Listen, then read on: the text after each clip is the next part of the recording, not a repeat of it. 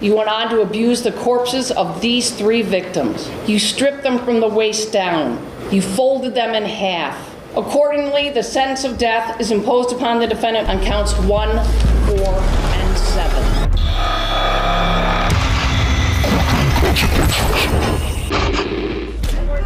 St. John. This is David St. John, who is facing multiple charges, including aggravated sexual assault in Houston, Texas. As per reports, St. John took a girl to a motel and sexually assaulted her at gunpoint. At the time of the incident, St. John was already awaiting trial for 3 other crimes, including possession of the pistol he used during the alleged assault. Now in court, as the judge was seemingly distracted with another issue, St. John did something outrageous. After you signed the order... Did you know you lasted? My God.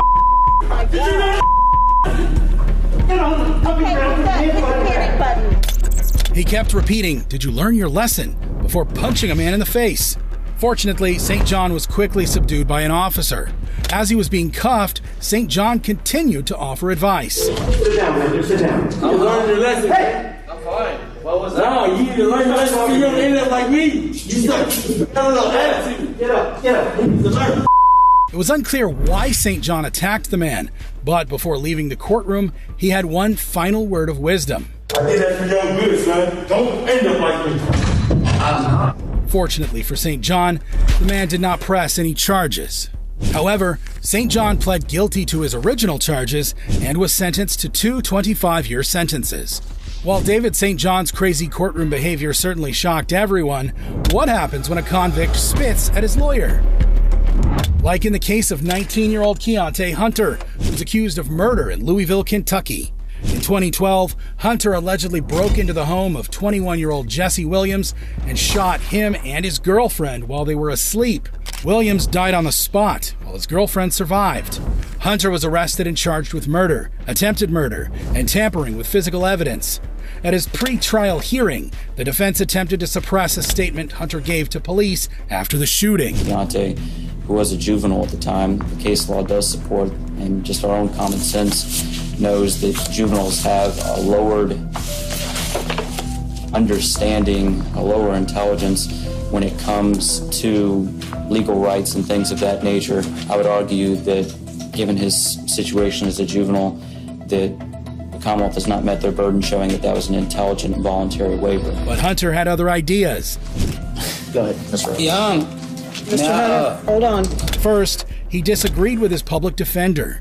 Then, as he was about to be thrown out of court, Hunter exploded. I can't do this. Get dude. You need to sit down. I won't do it off my case. Sit down. I'm standing on all that. It's conflict of interest between me and the client. Nah, man, I wanna file a verbal motion.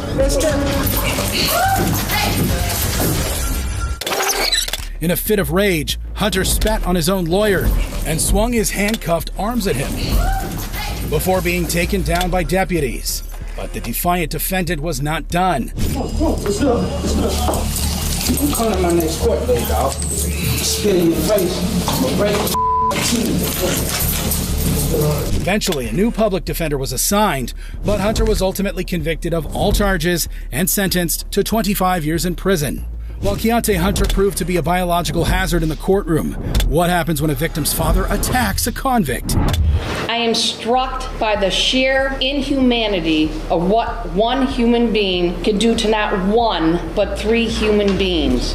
Like in the case of 39-year-old Michael Madison, who's on trial for multiple murders in Ohio. According to reports, Madison kidnapped and killed 3 women in 2013 before dumping their bodies in plastic bags near his home in East Cleveland.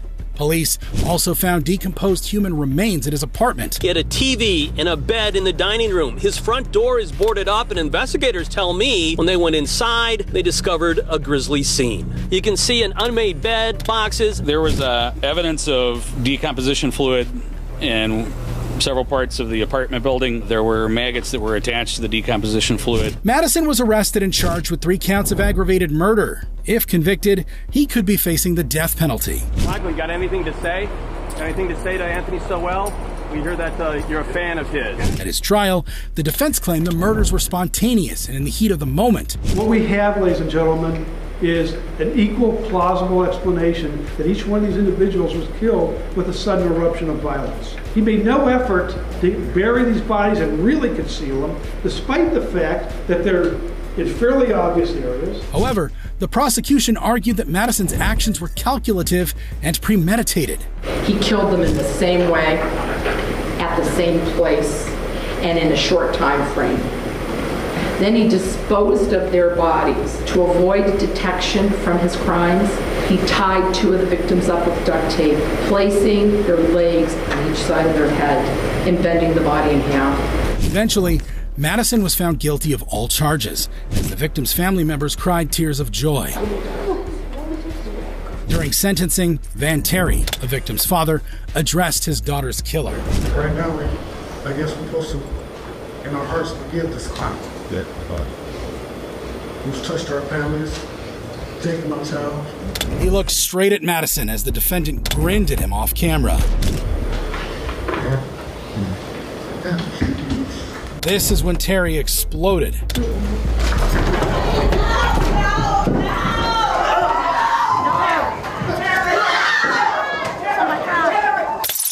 Fortunately, Terry was quickly apprehended and taken out of the courtroom. He did not face any additional charges. A short while later, Judge Nancy McDonnell addressed the court. I am struck by the sheer inhumanity of what one human being can do to not one, but three human beings. She called the murders an act of sheer inhumanity. You went on to abuse the corpses of these three victims. You stripped them from the waist down. You folded them in half. Finally, it was time for the serial killer to learn his sentence. Accordingly, the sentence of death is imposed upon the defendant, Michael Madison, on counts 1, 4, and 7. Ultimately, Michael Madison received the death penalty. He will live on Ohio's death row. While Van Terry's courtroom leap was truly spectacular, how does it compare to a convict flying towards a judge in court?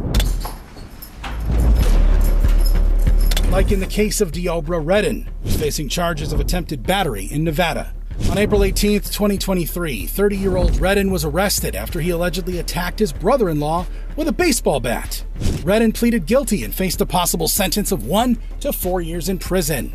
At his sentencing, Redden had a calm and matter-of-fact exchange with Clark County District Judge Mary Kay Holthus. Based on my history, I feel that I shouldn't be sent to prison for a second time.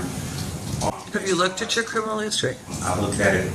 When you lived it, I suppose. Judge Holthus then reminded Redden of his criminal history. 3 felonies, a gross, 9 misdemeanors, multiple DVs, battery on a protected person, robberies, attempt home invasion. Got a lot going on, sir. Redden, who struggled with mental health issues like schizophrenia and bipolar disorder, tried to convince the judge that he deserved a second chance. I feel like I shouldn't be sent to prison if I'm in a better place in my life. I'm not doing drugs. I'm not out there committing crimes now. And I feel like I should be given a shot. But Judge Holthus was having none of it. I appreciate that, but I think it's time that you get a taste of something else because I just can't with that history. This is when the defendant went nuts.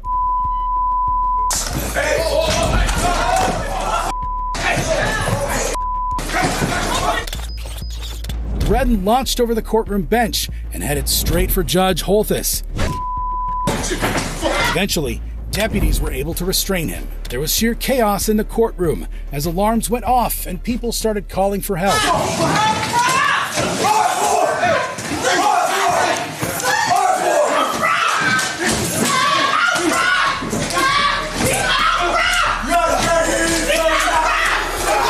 Medical is requested. Judge Chambers. Yeah, be advised. 515's got a big laceration to his head. Judge, her head into the wall, and I got an inmate that's bleeding up here. There's going to be a positive transport to UMC for the marshal. Be advised, I'm also going to need a biohazard cleanup for a lot of blood on the floor. Thankfully, Judge Holthus was not seriously injured. Later, it was revealed that Redden had punched the judge several times and pulled out parts of her hair. However, one marshal had to be hospitalized and needed 25 stitches after suffering a forehead injury, as well as a dislocated shoulder. A few days later, Redden was back in court again, heavily shackled and wearing a spit mask, to learn his fate for his initial assault case. All right, this is on for the continuation of Mr. Redden's sentencing. This court does now sentence you into 19 to 48 months. Additionally, Redden faced 13 new charges for the attack on Judge Holthus, including attempted murder, battery, and extortion by threat. You're being charged with count 1, attempt murder, victim 60 years of age or older, a felony.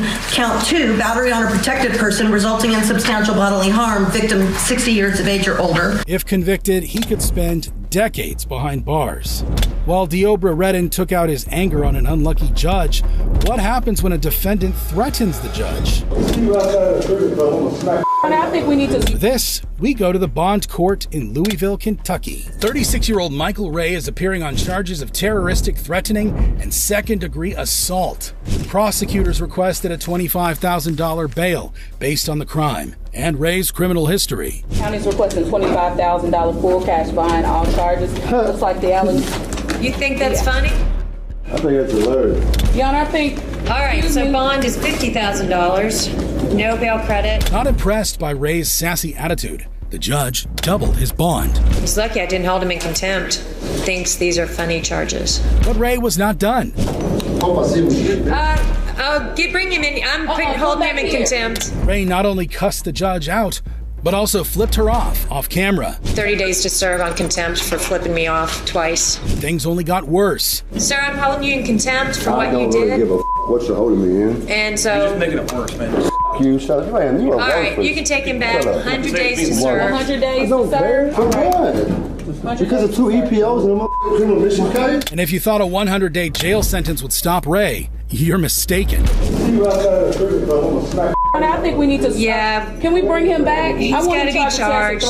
What started with a couple of charges and a $25,000 bond ended up being 10 serious charges and a bail amount of $75,000. While Michael Ray ended up biting off more than he could chew. What happens when a convict insults his victims' families? Saying to pull the trigger to kill your sons, you know, right?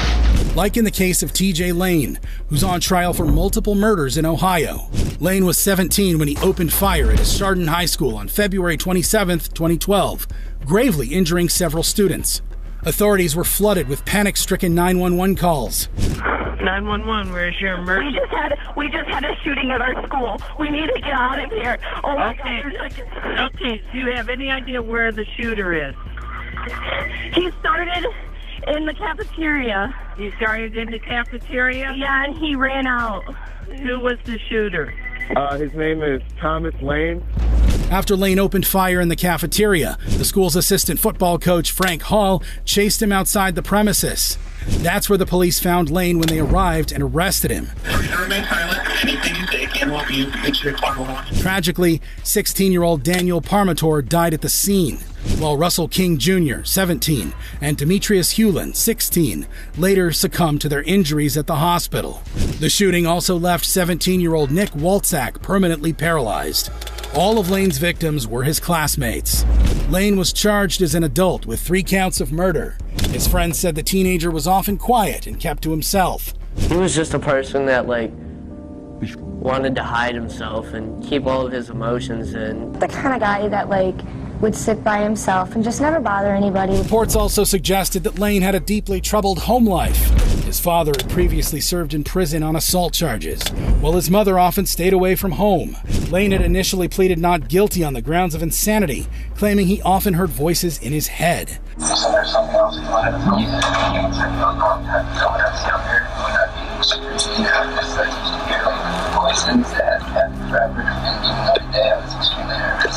But eventually, the defendant was found competent to stand trial. So, to avoid the death penalty, Lane pleaded guilty to the murders. I understand that you're pleading guilty. You want to plead guilty to the 3 aggravated murder charges. Yes, Your Honor. At his sentencing, Lane showed no signs of regret as the victim's family members addressed their children's killer. That child stole my baby's life, and he should never be able to do this to anyone ever again. I will have to eventually forgive you. Otherwise, you will haunt me. You will never, ever be in my thoughts after this. Never. I want you to endure years and years of pain and abuse, which is, in my opinion, not harsh enough. Lane's lack of remorse was more evident when he arrived for his sentencing, where he started executing his sinister plan by unbuttoning his shirt, and revealing a white t-shirt with the word killer scribbled on it. Lane, who wore a similar t-shirt the day of the shooting, showed it off in court with a smug smile on his face. And if that wasn't enough, this is what the evil killer had to say to the victim's family members. Saying to pull the trigger, the killer's done. No, memory. Love you. Ultimately, Lane was sentenced to life in prison without any chance of parole for the murder of his classmates. While TJ Lane's sickening courtroom insults left everyone stunned, what happens when a murderer shows no remorse in court? Like in the case of Jaime Osuna, who was accused of brutally murdering a woman in California. On November 2011, authorities received a 911 call from an employee at El Morocco Motel in Bakersfield. I am calling from the El Morocco Motel, and I found there's a lady that stays here at the motel, and my cleanup guy went in the room and saw her all stabbed in the back. She's dead, I think. Oh my gosh, what room is it, sir? It's room number 19 at the El Morocco Motel. When police arrived, they found the mutilated body of 37-year-old Yvette Peña, who was living at the motel. Police arrested Jaime Osuna when he made an unsettling phone call to his ex-wife after the murder. First thing I was on, what's the news, I killed a woman at the Morocco. However, Osuna pleaded not guilty and spent 6 years in jail denying the killing until 2017, when the man with the ghastly face tattoos gave a disturbing interview. I met her like one time, and I came back the next night, and I seen opportunity. No one's there. You know, the Morocco Motel is, they got a lot of parolees right there that parole there's. A lot of people who do drugs, so if they're screaming and yelling and stuff like that, no one's gonna call the cops. No one's gonna intervene. During the interview, Osuna chillingly confessed to torturing and killing Yvette Peña. I did sadistically, premeditatedly, deliberately tortured and murdered Yvette Peña. But that was not all. This wasn't the first time in my life that I've committed these heinous acts. Since I was a kid, 8, 9 years old, I'd killed animals. My mom would go to the store, I'll put the cat in the freezer, 15 minutes, let it out, put it in the oven, let it out. The torture and all that, it's more of a trying to get a rush. It's a rush, it's an addiction, it's a drug. I would rather do that than do drugs. I'd rather do that than have sex. Osuna ended the interview with a promise he would fulfill later. I don't have no sympathy. I'm sadistic. I really don't care. I'll do it and I'll do it again over and over and over. At his sentencing, Osuna showed no remorse as he mocked and smirked at Peña's family. He also seemed disinterested when the judge declared his fate. Osuna was ultimately sentenced to life in prison without parole. 2 years later, Osuna kept his promise to kill more. While serving his life sentence at Corcoran State Prison, Osuna barbarically murdered his cellmate, Luis Romero. Prison guards found the body of the 44-year-old beheaded and dismembered, with Osuna sitting next to it, wearing his victim's body parts as a necklace. In the end, Osuna was deemed unfit to stand trial and sent to a psychiatric prison to complete his life sentence. While Jaime Osuna's actions certainly churned the stomachs of many, how does it compare to driving through a crowd of people? Merry Christmas! Like in the case of Daryl Brooks, who's facing mass murder charges in Wisconsin. On November 21st, 2021, 39-year-old Brooks drove a red SUV into the annual Christmas parade in Waukesha. Onlookers caught the whole incident on camera. First, Brooks narrowly missed a little girl dancing by the side of the road. Then he plowed through a marching band, leaving multiple people dead or injured. His rampage continued as Brooks hit a group of pom-pom girls dancing in the parade. Yeah, we in Wisconsin. The SUV then sped away, leaving behind a scene of utter chaos and destruction. Eyewitnesses immediately called 911. We got about 10 to 15 people down in the street. We also got multiple carnival tanks. Some of the survivors later recounted the horrors which unfolded that day. So many bodies in the road, and then I saw them start to pick them up, and they were like little kids. I literally saw roughly 10 people bounce off of that car, and you could hear thud, thud, thud, thud, thud as he drove through that, and you could hear it, which is a sound I'll never forget. In the end, Brooks' rampage killed 6 people and injured 62 others. He was soon arrested from outside a house in Waukesha. Hands up! Put your hands where I can see them! Put your hands up! Hands up! Hands up! Get on the ground! Get on the ground! Do it now! Hey, what is your name? Brooks.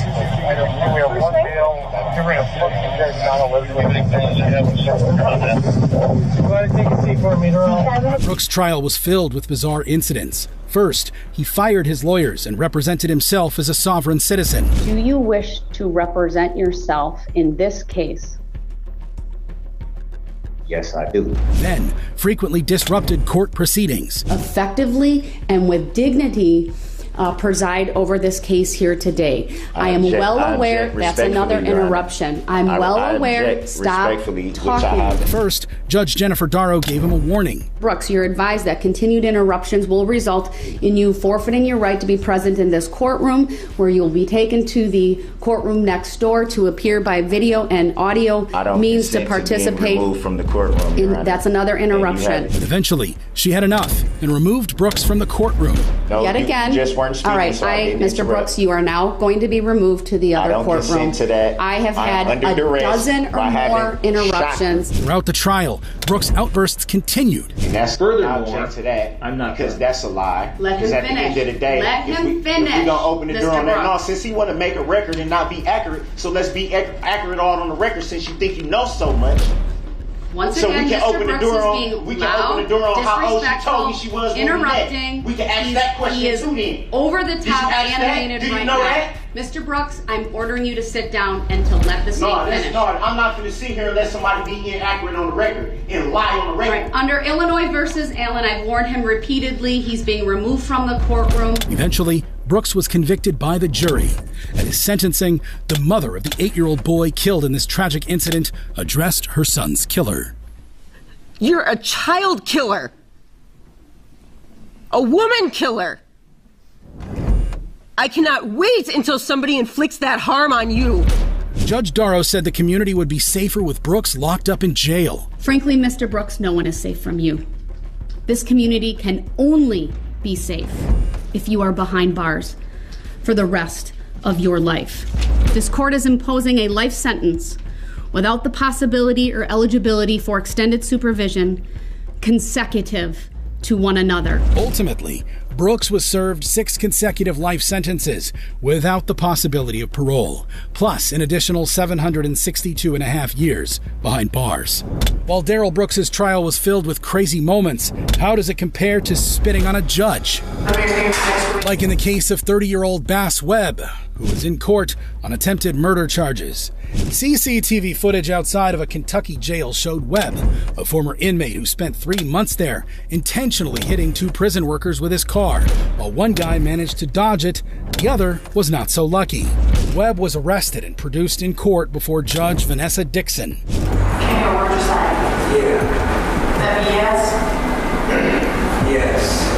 Since she knew the 2 jail employees beforehand, Judge Dixon decided to recuse herself from the case. No one ever tried this case. I have any further proceedings, or I have to see you for one further set. But what Webb did next shocked the whole courtroom. Set preliminary hearings next week. A defiant Webb spat on Judge Dixon, clearly taking the judge by surprise. After initially dismissing him, Judge Dixon brought Webb back, charged him, and threw him out of her courtroom. Nevertheless, this is not the end of Webb's defiance of the law. While awaiting trial, Webb started a riot with other inmates inside the Fayette County Detention Center.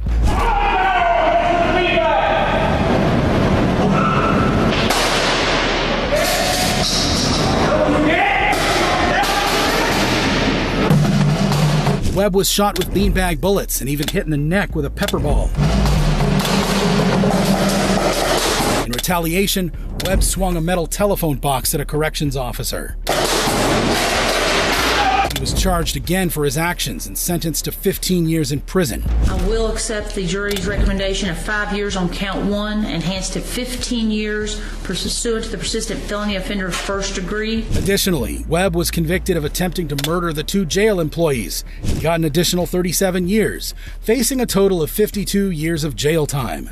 While incarcerated, new evidence came up linking Webb to the unsolved murder of his ex-girlfriend, Bria Runowitz.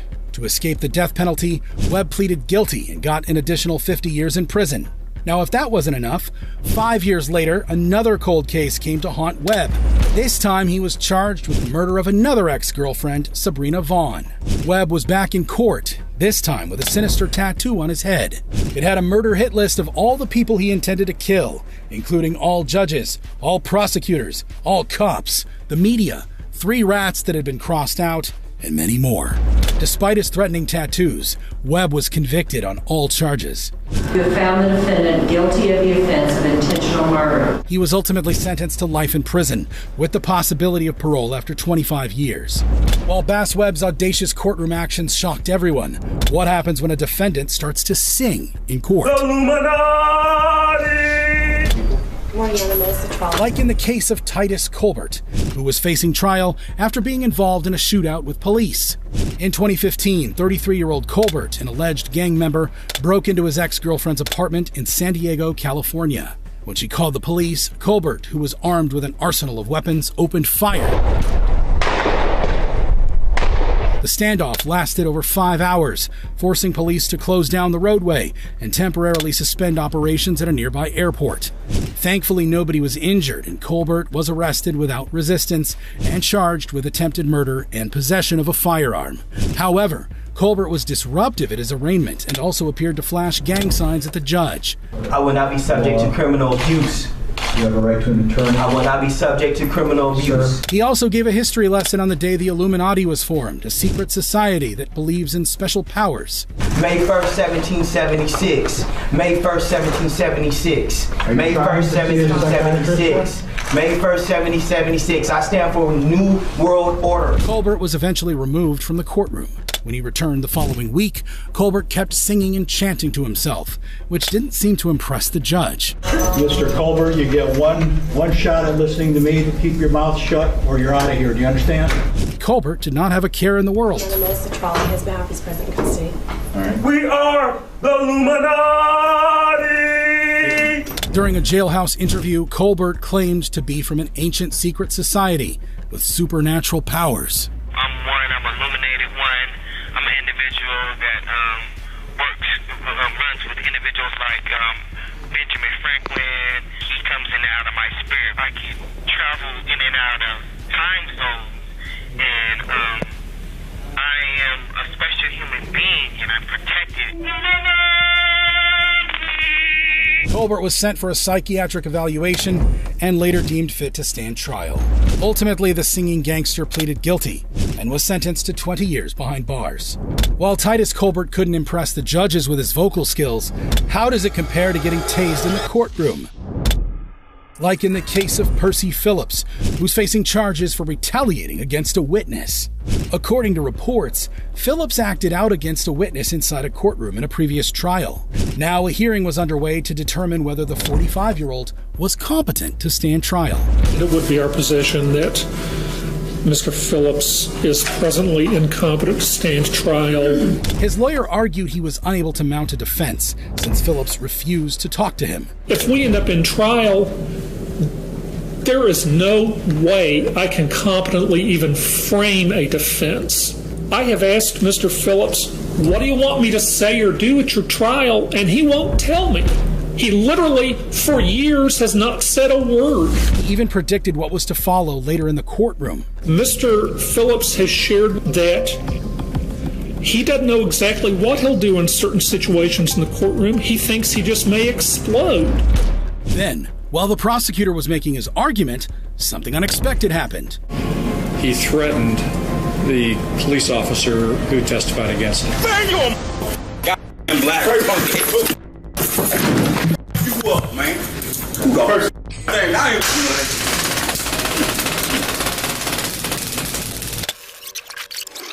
Phillips, who until that moment had shown no emotion, exploded. An officer promptly tased Phillips, and he dropped like a stone. Even though Phillips lay in the courtroom tased and confused, he still wasn't done. Just relax. While Percy Phillips got the shock of his life for his outbursts, what happens when a convict flips off the courtroom cameras? Like in the case of Marcel Brooks, who's accused of assaulting a toddler in Buffalo, New York. In 2016, Brooks was babysitting 2-year-old Devin Grabowski when he seriously injured the child by violently shaking him in frustration. Baby Devin was left with lasting medical issues affecting his eyesight and his ability to stand and use his left hand. Fighting and fighting and fighting so he can stand up on his own and do things with his left hand. This wasn't the first time the 26-year-old abused a child. In 2010, Brooks was convicted of similar charges after injuring another girlfriend's baby. Not only was this boyfriend not qualified, not prepared or competent to watch a kid because he shook the baby up, but he's a career criminal who had a prior shaken baby case before, and that's unconscionable. Eventually, Brooks pleaded guilty to first-degree assault for shaking baby Devin. At his sentencing, Brooks showed no remorse as he smirked and smiled at the gallery. The victim's grandmother had harsh words for her grandson's abuser. Seeing him in court today with a smirk on his face, it was like, I can imagine what other grandparents and parents would do. You know, you just want to go there and you just want to strangle her. Brooks even tried to withdraw his guilty plea mid-sentence. I'm withdrawing my plea of guilty to not guilty, and I'm withdrawing my plea to appeal. I'm withdrawing my plea to appeal. But when the defendant refused to sign the plea, Judge William Bowler lashed out. And if you refuse to sign it, I'll sign it on your behalf because you abused a child years ago. You admitted to me you abused this child. Ultimately, Brooks was sentenced to 15 years in prison with 5 years post-release supervision. However, as he left to go to jail, Brooks had one last act of defiance left. While Marcel Brooks will never be allowed near children again, what happens when a woman gets arrested for laughing in court?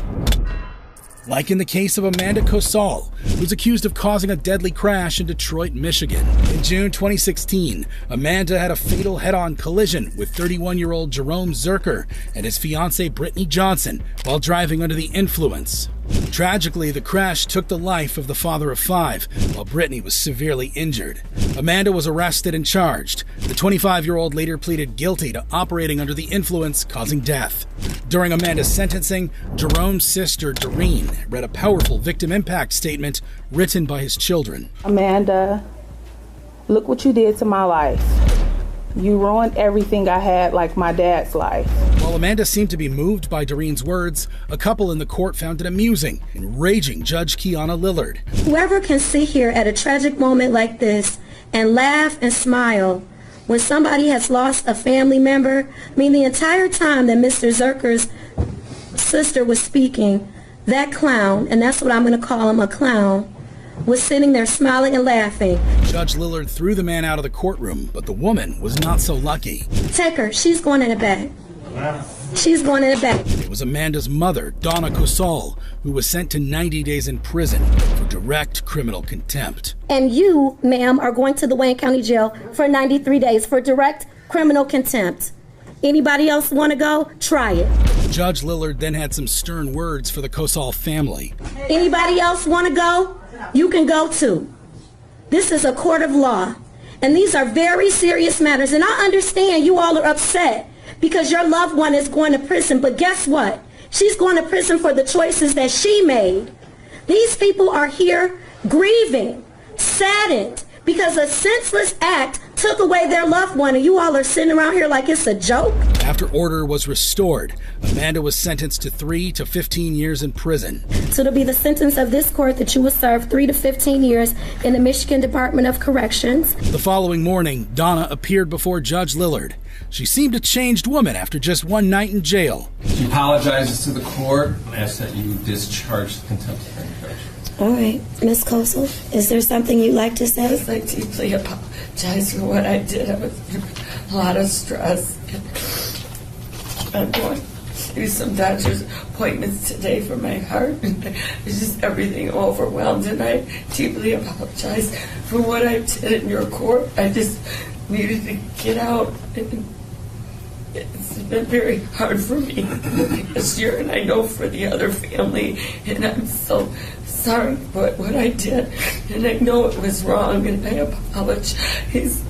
After the apology, Judge Lillard had some words of wisdom. What you have to understand is, as hard as this is for you to see your baby going to prison, imagine what that family feels like when their child's dead. I hope that you've learned a valuable lesson from this, that there's just a manner, things have to be conducted in decency and order. So I will modify your sentence for direct criminal contempt from 93 days to 1 day with credit for time served, and you should be released today. God bless you. Thank you. Thanks. And I apologize very solely and for the other family. While Donna Casal spent just a night in jail for laughing at the victim's family, how does it compare to smashing a computer in court? Like in the case of Antonio Rosales, who's on trial for assault and attempted murder in Sanford, Florida. In 2003, Rosales, who was homeless at the time, reportedly kidnapped a 10-year-old girl, dragged her into the woods, then strangled and assaulted her. The 41-year-old later confessed to the police. During his trial, as the prosecution was delivering closing arguments, Rosales expressed his discontent through a translator. She doesn't know that I did that to that woman. Then, out of the blue, he erupted. In a fit of rage, Rosales grabbed a computer keyboard and smashed a monitor off the table.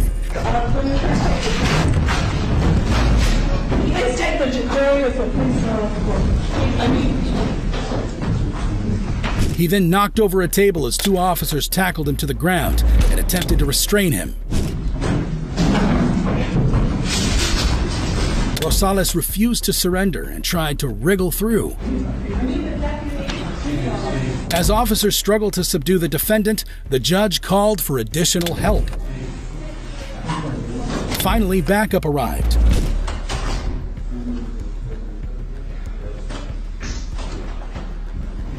Rosales was handcuffed and hauled out of court.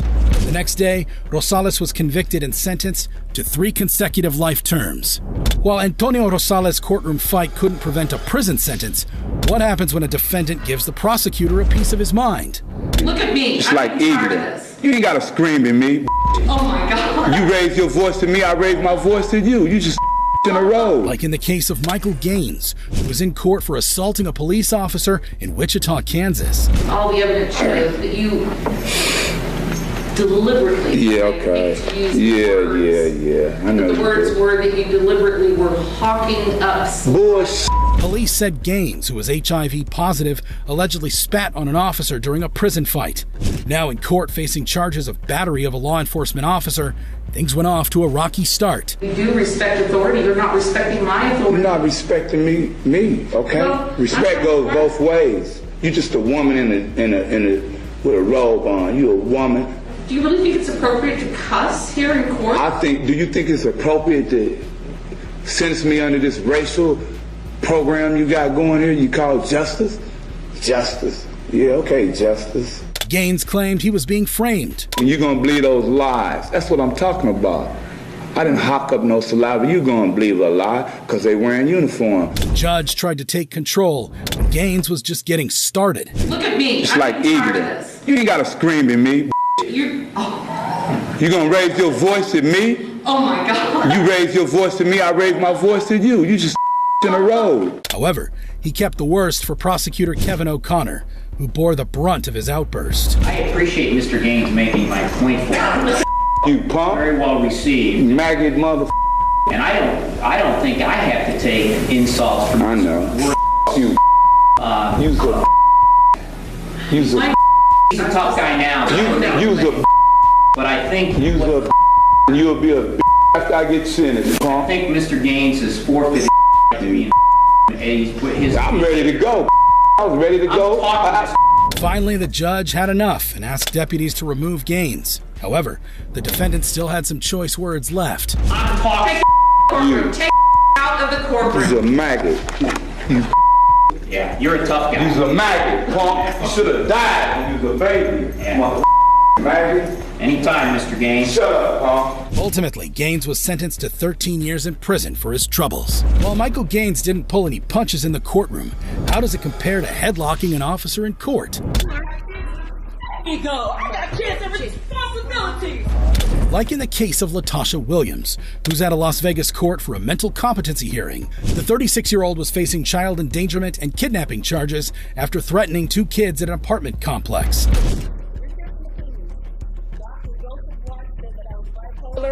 Dr. Sussman said that I was competent to stand trial, and Dr. Bradley doesn't like me. Even after 3 evaluations, Judge Jackie Glass ordered a 4th one and sent Williams back to prison. He's remanded into custody, and Christina, get somebody else to do the, other than Bradley, to do the evaluation. How long will it take? What do you think? 2 weeks? 2 weeks. Clearly, the defendant was not pleased. We have Sussman, right? Okay, so we've got the Sussman eval. This is when things got crazy. Ego. I got kids and responsibilities. Y'all, let me go. Let me go. Let me go. Me go. As officers tried to escort her out of the courtroom, Williams somehow catapulted herself into the air and wrapped her legs around an officer's neck. Judge Glass pressed the emergency button and called for backup. Eventually, it took 4 officers to restrain Williams. But the enraged defendant was not done.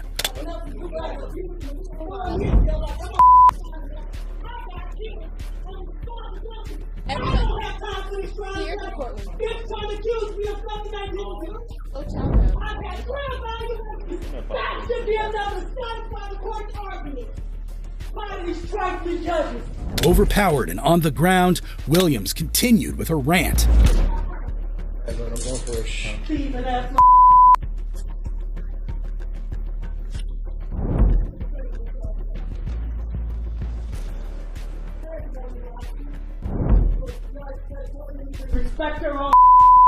Then, as she was being removed from the courtroom, Williams had a few choice words for Judge Glass. Sorry, bitch. I complied. Did you comply? Did you keep your word? Did you? Were you a woman of your word? Did I not see 3 psychologists? Have I not showed up 30 times? Yes or no? Swear before God. I bet you can. Compulsive liar. Judge Glass later said this was the worst outburst she had ever seen in a courtroom. This is probably one of the biggest meltdowns I've seen